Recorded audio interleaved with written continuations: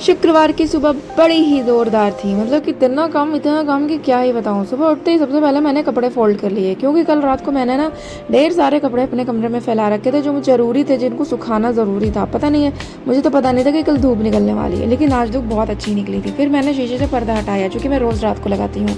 ये पर्दा मैं क्यों लगाती हूँ, ये जानने के लिए आपको कॉमेंट में लिखना पड़ेगा। अगर जानना है तो लिख देना, नहीं जानना है तो कोई बात नहीं। फिर उसके बाद मैं लग जाती हूँ अपने सबसे भयंकर काम पे। जो कान्हा ने रात को राता फैलाया था ना, पाउडर छिड़क छिड़क के पूरे कमरे को शुद्धिकरण जो उसने करी थी, उसे उसके फैलाए हुए राते को साफ करने में बहुत टाइम लग गया। तो एक तो हमारे श्री कृष्ण जो त्रेता युग वाले थे, वो तो लीलाएं करते ही थे। तो मेरा जो बेटा है ना, उसका नाम मैंने कान्हा तो रख दिया, लेकिन वो भी किसी कान्हा से सच में कम नहीं है। ये कलयुग का कान्हा है, ये भी बहुत लीलाएं करता है। आए दिन इसकी कुछ ना कुछ लीलाएं देखने को मिलती है। तो आज ये जो सफ़ेद पानी की लीला थी, वो कुछ इस तरह की थी। इतना पाउडर निकला कि जो पोछे का पानी जो काला निकलता था, वो आज सफ़ेद निकला। उसके बाद यहाँ तक पूरा पाउडर फैला हुआ था। तो फिर इधर इस कॉर्नर पे आके मैंने सफाई करी, और आज मैंने इस टे मेकर को पैक करके रख दिया, क्योंकि इसका यूज़ हो नहीं रहा था। जब से मैंने इंडक्शन निकाला है, तब से इसका यूज़ बहुत कम हो रहा था, इसलिए मैंने इसको हटा दिया। फिर मैंने बनाई चाय और खाए टोस्ट बिस्किट, क्योंकि मुझे बहुत देर से भूख लगी थी। इतना ज़्यादा मैंने काम किया था ना आज। हाँ, उससे पहले मैं नहा धो के पूजा करके ही बनाई थी। फिर मैं यहाँ कान्हा को लेके बैठी थी और कुछ हम टीवी देख रहे थे। फिर मैंने उसको नहला धुला के उसके बाल बांधे।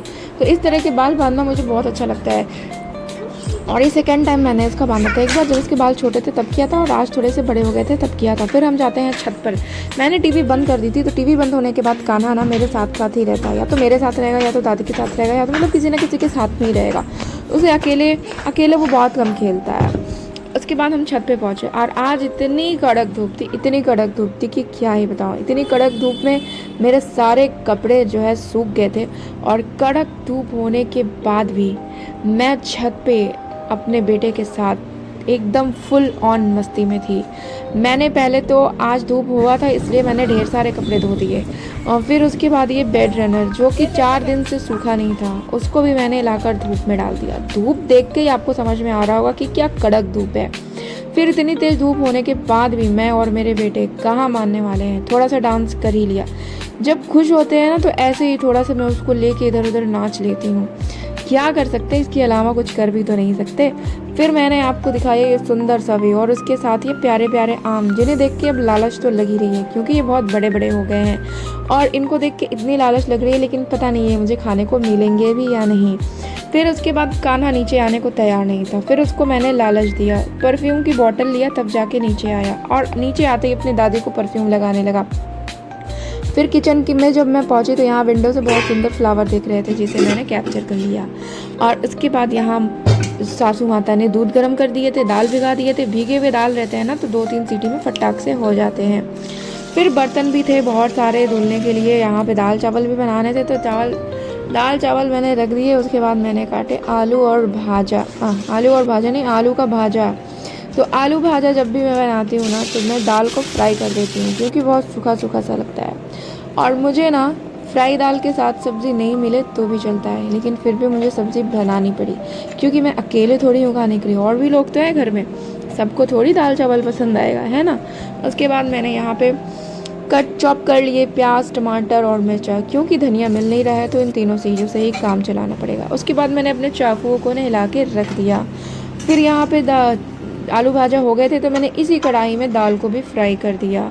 फ्राई करने के पहले मैंने उसमें जीरा और हींग का तड़का लगाया था। उसके बाद इस तरह से कुछ मैंने दाल को फ्राई कर दिया। ये वाली दाल फ्राई मुझे बहुत पसंद है। फिर मैं कान्हा का खाना लेती हूँ और ऊपर चली जाती हूँ। इसके बाद कान्हा को खिलाती हूँ, उसको खिला पिला के सुला के फिर मैं नीचे जाती हूँ। फिर मैं खाती हूँ, किचन वगैरह साफ़ करके फिर वापस आती हूँ, अपने हाथों को मॉइस्चराइज़ करती हूँ। थोड़ा सा मी टाइम में अपनी विंडो पे बैठती हूँ। फिर जाती हूँ छत पे कपड़े लेने के लिए। आज धूप बहुत तेज़ थी, तो इस टाइम पे बहुत तेज़ धूप लग रही थी। धूप इतनी तेज़ थी कि सारे कपड़े बहुत ही अच्छे तरीके से एकदम कड़क वाले जो होते हैं ना, कड़क तरह के सूख गए थे। और मेरा बेड रनर भी आखिर 3-4 दिन के बाद सूख ही गया। उसको मैंने लाके अपने रूम में लगा दिया। अब ये कब गंदा होगा, ये मेरे हाथ में नहीं, मेरे बेटे के हाथ में है। वो कब इसे गंदा करेगा किसी को नहीं पता।